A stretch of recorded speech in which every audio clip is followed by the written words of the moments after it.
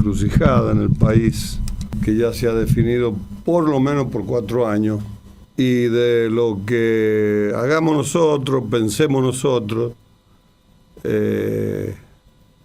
dentro de los 2 años siguientes a la fecha de ahora, en octubre del año 2025, vamos a tener las elecciones intermedias, que sirve de termómetro para compulsar cada ciudadano el resultado del cambio de gobierno que se realizó en este año 23, y ver si merece el apoyo o merece otra reprimenda del pueblo argentino, como la que brutalmente se le ha dado al gobierno actual, que se la ha ganado. Yo creo que el pueblo argentino ha votado conforme a lo que ha vivido, y lo que estamos viviendo no es una normalidad en el país.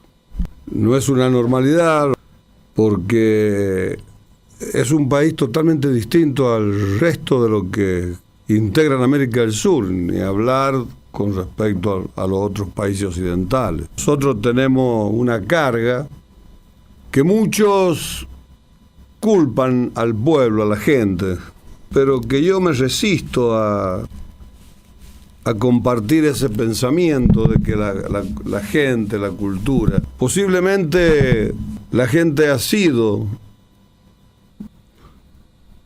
protagonista de un cambio que es ineludible. La gente ha reaccionado. La gente ha votado contra la corrupción, ha votado contra el continuismo, ha votado realmente un cambio que a partir del 11 de este mes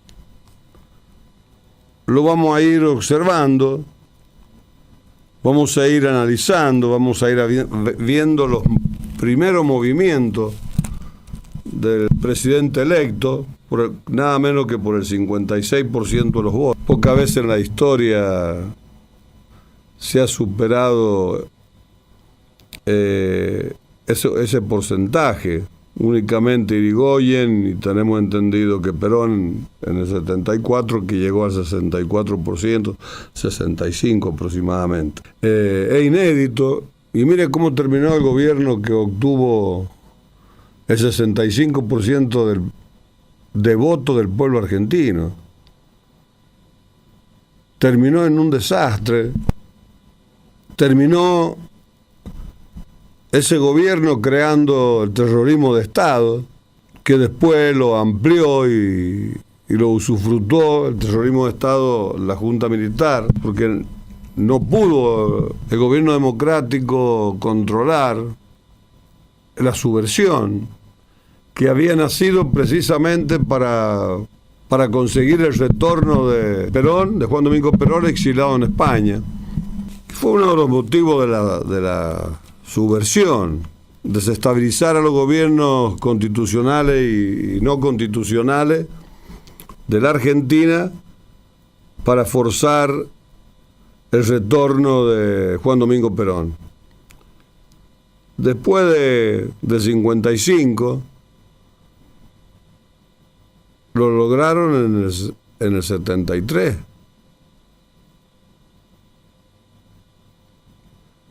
Se logró el objetivo de los grupos afines al peronismo, los montoneros y otros que aparecieron también en la escena, que eran de otro pensamiento político, de otra ideología. Todos abrazados en el común denominador terrorismo de abajo hacia arriba, y que merecía el apoyo de varias corrientes políticas, incluso de Perón, de España, que cada vez que moría un montonero venía una corona de Puerta de Hierro, pagada por Puerta de Hierro. Y así llegamos a la recuperación de la democracia en el 73,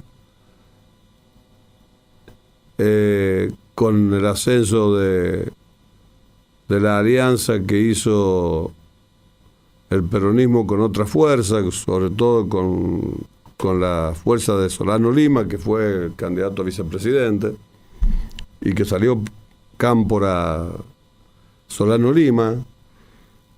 Duró muy poco. En el 74 hubo nuevamente elecciones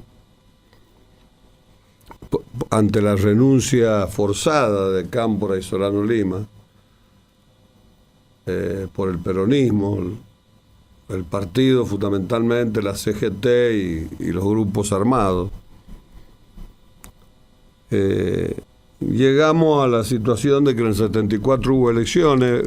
Perón le ofreció, después del abrazo de Perón-Balbín, le ofreció la vicepresidenta a Ricardo Balbín, presidente del Partido Radical, de la Unión Cívica Radical, quien no aceptó. Y bueno, y Lastiri, López Rega y las corrientes subversivas lograron imponer a Isabel en la fórmula, y ya sabemos cuál fue el resultado. Perón ganó con el 65%, se pescó una neumonía en Paraguay, en una visita que hizo oficial a la República de Paraguay. Volvió enfermo, no se recuperó y terminó fallecido, y asumió la presidencia de la Nación Isabel Martínez de Perón, que duró un año aproximadamente, porque fue derrocada en el año 76, un año y meses, por el golpe militar de la reconstrucción del país que planteaba la Junta Militar, y terminar con la subversión, que desembocó en una continuación, y se intensificó mucho el terrorismo de Estado. Se complicó más porque López Rega había creado las TREA, con Lastiri, Isabel y Perón. Habían creado la TREA, y la TREA comenzó a matar todo lo que tenían olor de comunismo, o que ellos consideraban que eran subversivos y comunistas de izquierda. El ala derecha del peronismo terminó con una subversión tremenda en el país, pero ya con un terrorismo manejado desde el poder, y continuado por la Junta Militar, con los resultados que todos sabemos: la Malvinas, el descontrol de la Junta Militar con los derechos humanos.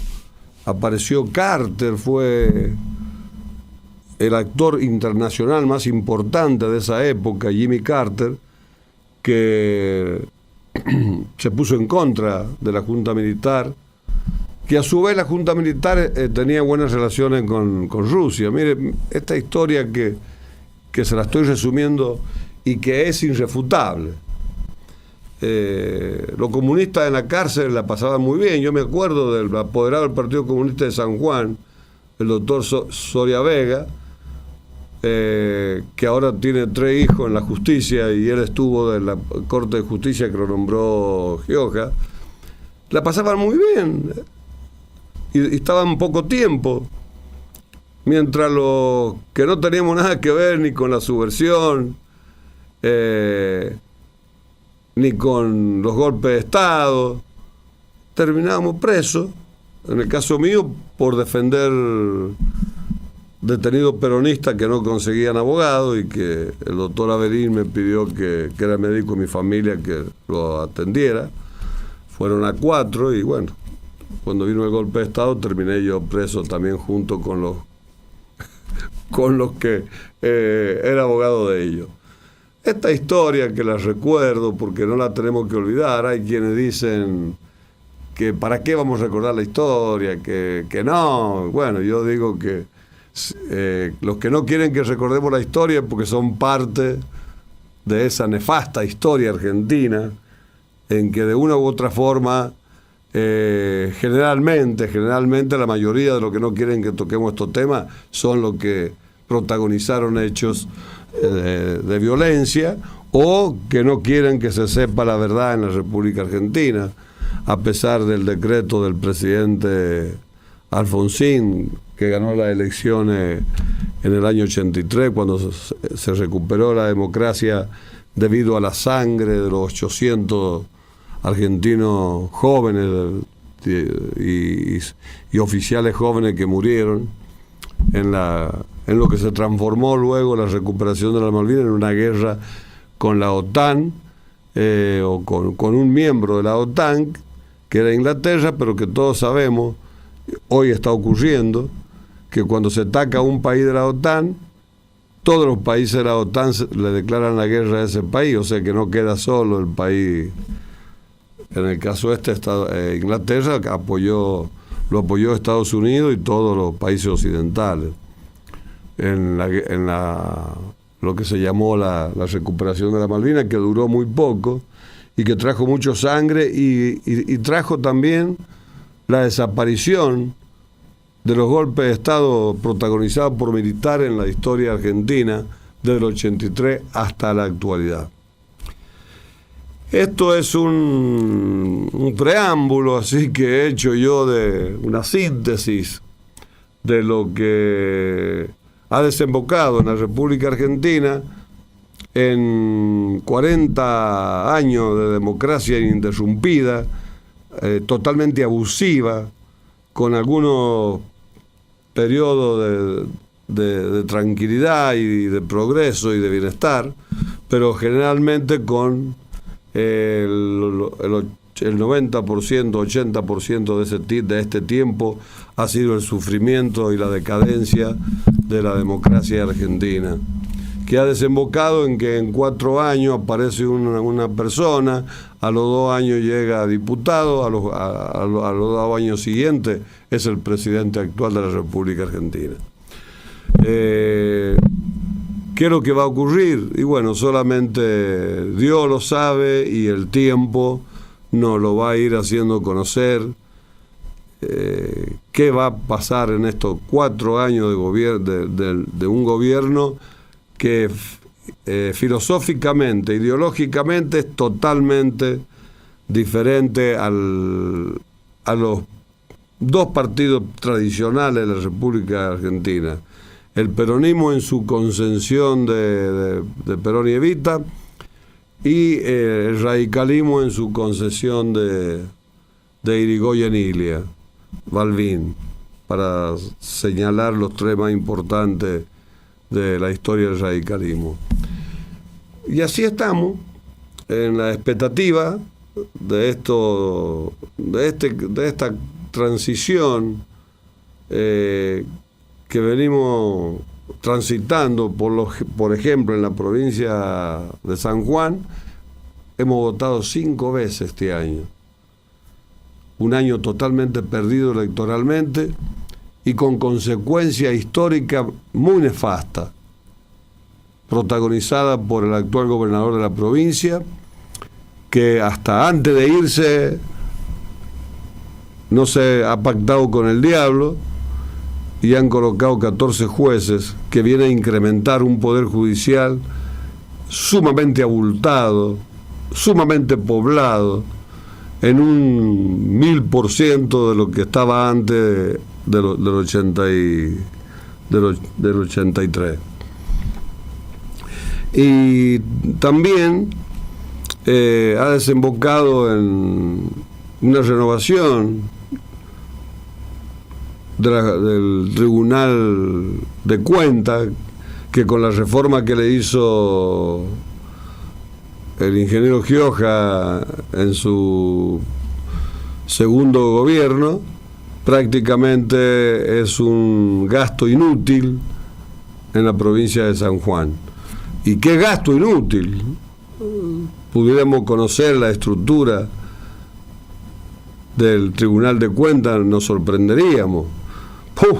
Que ahí haría falta la motosierra de Milei. Y en los cargos que ha creado tiene que haber más de 40.000 empleados públicos en la provincia de San Juan, sin contar los empleados en negro, que pueden llegar a 20.000 y quizás más. Entonces vemos una proporción difícil de igualar en el mundo, llevada a cabo por gobernadores inescrupulosos que solo pensaron en ello, como decía Eva Perón, que vamos a ver si lo podemos leer o pasar el discurso de ella, donde habla claramente de la oligarquía de los funcionarios públicos. Una sentencia de esa mujer como profeta, prácticamente Eva Duarte de Perón. Y lo mismo que el discurso que siempre pasamos en la radio de Leandro Alén, que vamos a evaluar con Daniela y los muchachos que faltan. A las 6 llegará Guillermo Lonardi y también un momento después puede llegar Moreira. A ver si es conveniente que lo pasemos en esta tarde de este sábado, que comenzó un poco de viento, medio fuerte, pero ahora pareciera que se ha calmado, y que a una semana va a asumir el nuevo presidente de la República Argentina. Creo que el domingo, si no me equivoco, va a haber el traspaso de mando del doctor Alberto Fernández al presidente electo Milei. Llama la atención, yo quiero dejar claro que el presidente Alberto Fernández ha sido un presidente de la pandemia y de una crisis económica internacional no tan grande como la del 2008, pero con la que le echan la culpa a la guerra de Rusia con Ucrania y a las sanciones de Estados Unidos. Las sanciones de Estados Unidos y los países occidentales le ha provocado un desastre en las propias naciones sancionadoras, que han recibido un pelotazo en contra y bueno, y ahí andan con problemas económicos. Pero de eso no va a hablar Moreira, y vamos a concentrarnos en lo que nos puede pasar a los argentinos. Hay una incógnita, hay una expectativa. Yo creo que no estoy en condiciones de adelantarme a los hechos para dar un pronóstico, porque es difícil. El último pronóstico que di fue antes de las elecciones, que preanuncié una catástrofe del peronismo en las elecciones y un triunfo muy abultado de Milei, insinuado muy levemente para no caer en ofender a los argentinos que votan de un lado y otro. Fui muy prudente y dije que iba a haber una bisagra en la Argentina. Veremos si se da o no se da. Por algunos nombramientos hay duda ya. No sabemos si Milei se ha encontrado con el poder y está él mismo sorprendido. de la abrumadora mayoría y bueno, y puede dejar de lado algunas afirmaciones que le dieron fama y que lo pusieron en todos los medios de comunicación al aire. A Milei, que terminó copando todos los medios sin pagar sobre, como él dice, sí. Y el periodismo ensobrado, bueno, le ha ido mal, pronosticaron mal, hicieron una campaña que le favoreció a Milei, en definitiva, porque tantas cosas que le sacaban, otras se la inventaban, que terminaron empujándolo a la gente a que reaccionara con más bronca, y considerando que Milei se defendía, y se defendía a mi modo de ver bien, con los periodistas ensobrados, con la casta, con los privilegios, con la pobreza, incluso hablaba de pobreza. Ahora vamos a ver cómo la trata la pobreza. Pero es interesante lo que va a pasar en la República Argentina a partir del 10 de diciembre. Si se cumple lo que ha dicho el tema de la obra pública, eso va a ser una revolución en el país, porque ya los gobernadores están preocupados. Ahora, la pregunta mía, ¿estarán preocupados los gobernadores por la obra pública o estarán preocupados porque se le acaba el problema económico que le originaba enriquecimiento? Se le acaban los negocios. Yo creo esto segundo. La preocupación de los gobernadores por la obra pública no es por la obra pública. Es porque la obra pública, en manos de los particulares, que la van a tener que hacer ellos, con inversiones de ellos, y la van a explotar ellos, le quita la corrupción más importante en porcentual de incidencia en la República Argentina, que yo calculo que un 90% de la corrupción argentina está en la obra pública. Lo decía Méndez, lo repetíamos nosotros los sábados con Daniela y con Yune, cuando nos pedía algunas editoriales. Y de ahí nació de Méndez, que era el presidente de la Unión Industrial Argentina, el que dijo que la obra pública argentina le llamaban Movicom porque tenía el 15 adelante. Entonces, esta preocupación de los gobernadores no creo que sea por la obra pública. Yo estoy convencido que no es que no crea, estoy convencido que no es por la obra pública. Es por la obra pública que no van a poder hacer ellos y tener una fuente de ingreso con los retornos y las coimas y las comisiones, como le llaman, que lo ha enriquecido a todos. Se le va a quitar una herramienta de enriquecimiento y de corrupción muy importante. Si pasará a mano de otro, y no sabemos, en este país no sabemos, porque eso sí yo creo, un alto porcentaje de los argentinos no centran en la desgracia argentina en lo que realmente, a mi juicio, es la desgracia, que es la corrupción. El fracaso de la Argentina era corrupción. No hay otra cosa, porque la corrupción se manifiesta en distintas formas. Y la corrupción es lo que ha provocado la decadencia argentina, porque la corrupción ha entrado a todos los rincones del país y a todos los estratos. Como dice Joan Manuel Serrat, desde el poder se ha filtrado hacia la sociedad, hacia abajo.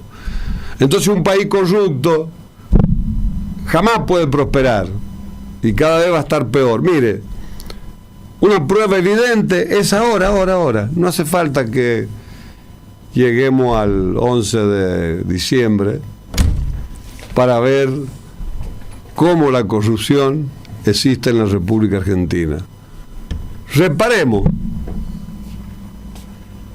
el dólar llegó antes de las elecciones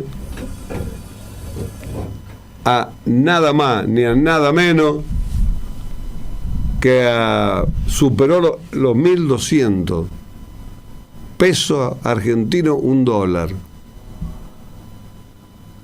Y todos creían que iba a llegar a 2.000. Clientes míos que me han consultado y yo se lo he explicado que no era así. Que no iba a ocurrir eso por una razón, porque no iba a ganar Massa, no iba a ganar el peronismo iba a salir por la puerta de atrás, como va a salir Mordachi con Emilio Baitrocchi, como ha salido Uñay, que está haciendo los últimos desastres antes de irse, y como va a salir Rubén García de Rawson. Este es el panorama. Así salió el peronismo, por la puerta de los bandidos. Como decía Ilia a los militares, ustedes son salteadores nocturnos que han venido por la puerta de atrás como los bandidos, y de noche. Bueno, esto es lo mismo. Resulta que ganó Milei, subieron las acciones argentinas en Wall Street, y ha llegado el dólar, a ver, Daniela, 800 y algo ha llegado el dólar. 860. 80, 60, 80, 60, bueno, por ahí. ¿Cómo es posible? Ha bajado el 30%, más o menos.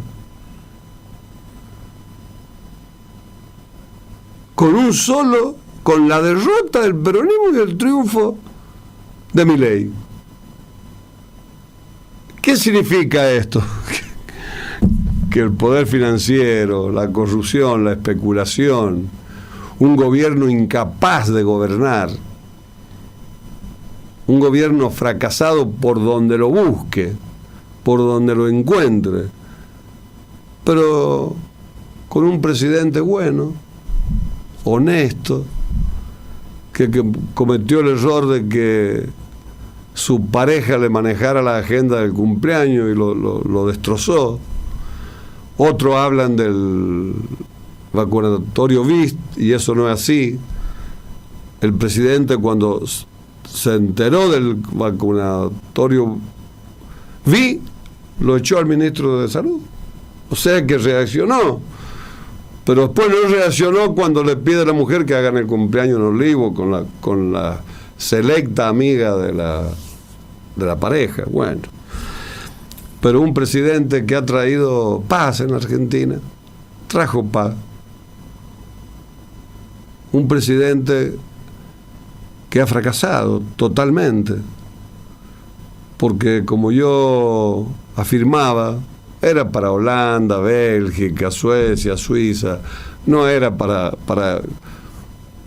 este país. Este país necesita un Bukele, uno parecido pero honesto como Kirchner. Eso es lo que necesita este país. Un presidente como Ilia, que sin violencia, un caso inédito en el mundo, hizo una revolución en 2 años 8 meses en la República Argentina, y porque hizo la revolución, todos se pusieron de acuerdo, toda la casta política, para derrotarlo. Y como no tenían fuerza para derrotarlo por sí solo, porque Ilia no era ni Alfonsín, que se disparaba 6 meses antes, ni Ilia era un de la Rúa que se iba en helicóptero. Entonces tuvieron que forzosamente recurrir a las Fuerzas Armadas, que bueno, que cometieron el error más grande de la historia argentina de las Fuerzas Armadas, el segundo o el tercero, como quiera, para todo gusto. Bajaron a Irigoyen, bajaron a Ilia y bajaron a Perón. Entonces, hay para todos los gustos. En esa desgracia nos une a los peronistas y a los radicales. Pero así es la historia. que con un resultado electoral, boom, la acción y arriba, lo que muestra la corrupción en Argentina y la especulación de los poderosos. Ahora, fíjese, otra cosa curiosa, que los argentinos no tomamos nota, lo decimos pero no lo tenemos incorporado en nuestro ADN. Cuando suben los alimentos, y todo, sube todo, los alimentos, el acero, el hierro, los materiales, todo, menos los salarios. Sube todo. Le echan la culpa porque el dólar se disparó o el dólar se fue arriba. Qué casualidad, cuando el dólar está planchado o el dólar baja en un 30 o 35%, como ha ocurrido ahora, los precios siguen aumentando. ¿Qué quiere decir eso? Que la Argentina está enferma y tiene una enfermedad que es peor que el virus de la pandemia, porque no hay con qué vacunarse, porque lo que nos pueden dar la vacuna no existen, están más podridos que la propia vacuna, que el propio virus. Entonces está la expectativa.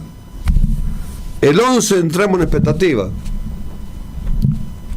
y veremos qué pasa. Yo soy un aficionado al periodismo, que lo hicimos dos aficionados, el doctor Jorge Atilio Campo y quien habla, allá en el 77, en Radio Nacional, y después llevábamos los programas La Voz del Colegio de Abogados.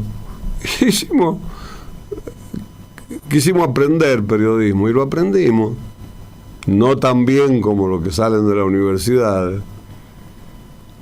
no tan bien de los ensobrados, porque viven para eso, pero viven en la corrupción.